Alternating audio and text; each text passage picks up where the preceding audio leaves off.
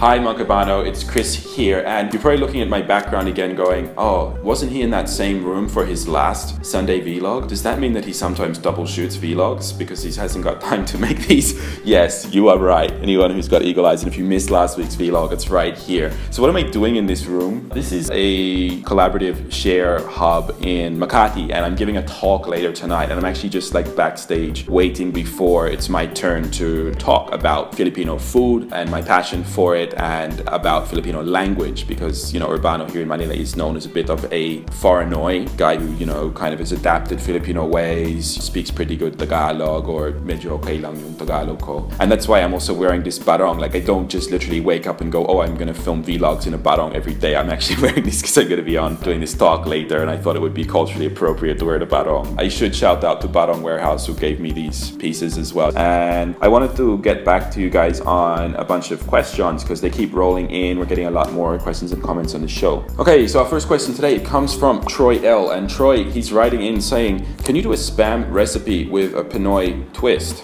And this kind of blew my mind because I feel like Pinoys put a spam twist on recipes. That's like how I first read that question. And I'm like, I never use spam. Like, as an Australian, I always thought that was like a bit processed, straight from the can. Why wouldn't you use like real ham or real pork or something like that? It's just always felt like a bit manufactured as a food for me. So I never really encountered this before. And it was only when I came to the Philippines and it's like, oh wow, spam's a thing. You fry it and you have it with your eggs, and you might put it on pizzas or chop it into jolly spaghetti. And there's lots of applications for spam in the Philippines already. So I was like, wow, how do I put a Pinoy twist on spam? Because I feel like, how else does anyone use spam? I think like British people would just like slice it and put it on sandwiches, right? So anyway, if I had to put a Pinoy twist on this, what would I do? I mean, it's basically like porky and greasy, and I'm like, okay, so typically pork loves salt, so we could do something there. And I think is spam, it's like inherently salty and porky, so that's like your salt savory. So I would want to do something that maybe introduced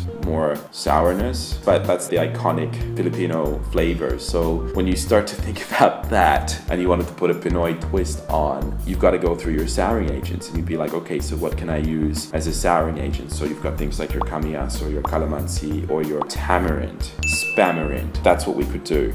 I'm like, where am I going with this? And then we put it on a pandesal.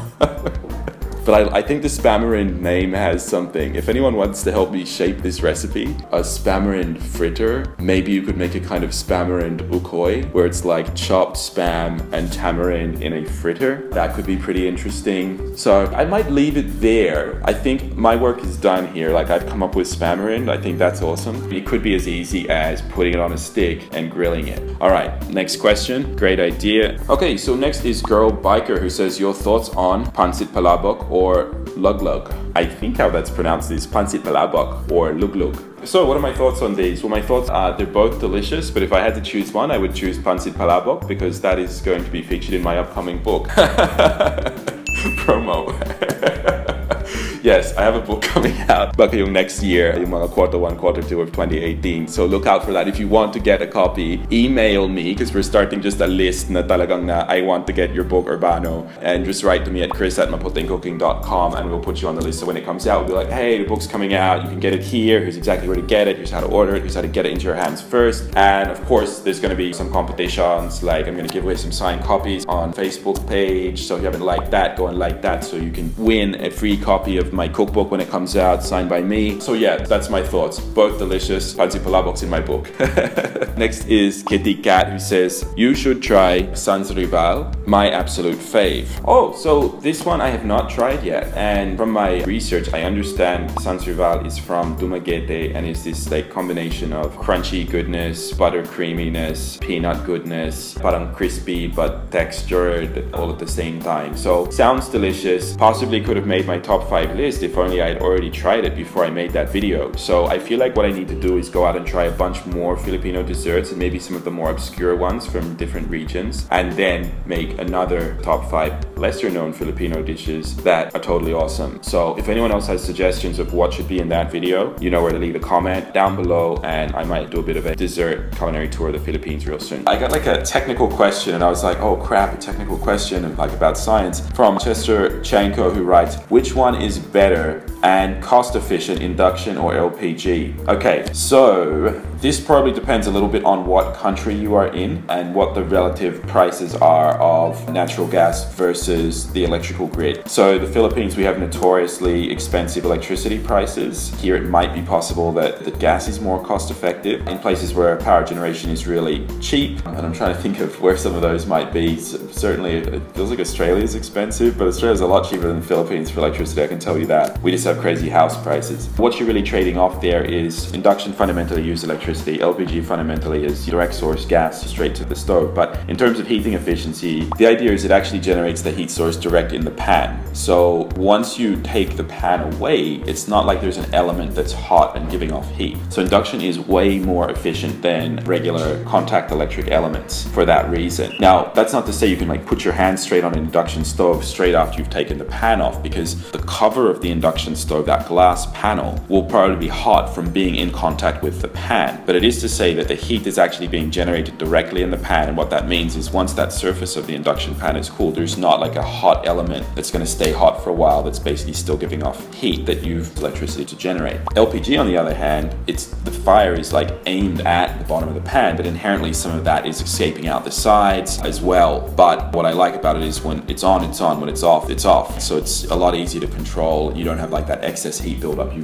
get with electric. It's an instantaneous on-off. So that's a really good question, and I think there's a few trade-offs there, and then I think the ultimate answer is going to depend on what country you live in and what the relative cost of power versus LPG is in those two countries. Okay, let's keep moving. Otab Mimban writes, your garden is just wow. You should also try growing sili, kamote, sayote, saluyot. They're relatively easy to grow in an urban garden. So it sounds like I'm gonna need more land or more pots. I've already taken over like a third of the rooftop. Like buti naman yung ibang mga tenants sa building ko. They think they're just using dryers now, not their sampayans up on the roof deck, because I'm like slowly taking over my kapitbahay's sampayans already. So okay, it says I have my own urban garden too. I'm having difficulty growing herbs, particularly because I grow them on a balcony, which means no rain and they don't get too much sunlight. Yeah, that's hard because most of the herbs out there are kind of full sun loving varieties. So, you know, basil in particular that just loves full sun and lots of rain. Like I go up to my rooftop after it's rained and just wow, it's like double how much is there. So they really, really love both, and it can be a little hard without that full sun to get a good yield on the herbs. Yeah, I think one of the challenges in any urban gardening is with root crops, right? Because you really need quite a bit of depth in order to have them really, the tubers really flesh out underground. So like potatoes and kamote, I've really stayed away from those because I think in pots it's just hard to get a decent yield. Though if you're really gonna do this properly, ultimately you need like big barrels. And I guess if anyone saw that movie The Martian, I mean that guy just like literally grew them on Mars, so I shouldn't be bitching about, oh, it's tough to grow them in Manila. I would actually say it's pretty easy to grow a potato on Mars than in Manila. I mean, this place really is pretty polluted, so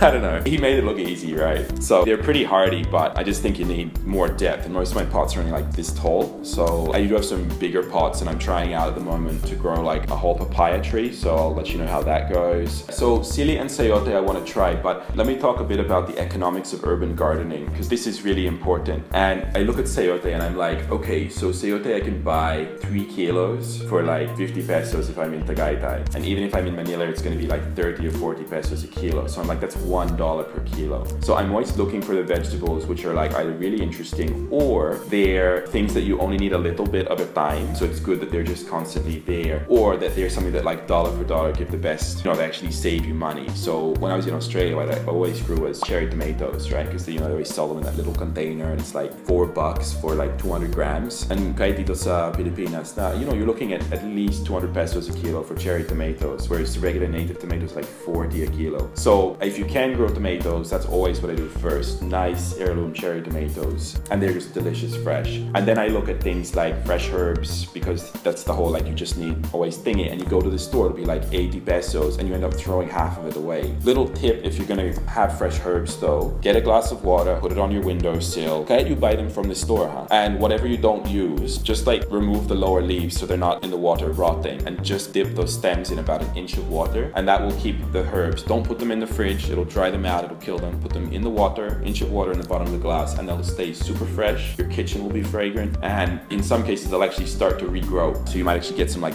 free additional herbs growing in your water glass on your windowsill. So super awesome. Keep in touch about your gardening project. Yeah, I'm doing more and more up there, especially because I've got my little AJ loves going up there with me. So it's a great activity with kids, and I just think more and more people are going to get into urban gardening as the Philippines continues to develop and people appreciate fresh food more. So I'm hoping to make some more videos about that, and thank you for your comment today. Okay, so that's it for today's Q&A. I feel like we had a lot of questions about the garden and also about creative stuff. So, you know, you guys are the boss, huh? You tell me what you want to talk about. This is really my chance on Sundays to just kind of respond to what's in your minds, you know, as people who watch this show, who enjoy talking to me. So let me know what you like to see. If all you want to talk about is gardening, I'd love to, right? If you want to talk about how we can create the next global sensation using Filipino food, I'd love to talk about that as well. And yeah, special shout out to all of our kabanos, you know, who identifies as a kabano or, you know, is like this at our special Team Maputing Cooking Kabano group at Facebook. Appreciate the support. And don't forget to keep an eye on the Facebook page, because we're doing giveaways like every 2 or 3 weeks right now, and you can win some free stuff like free cooking pans, cooking implements, knives,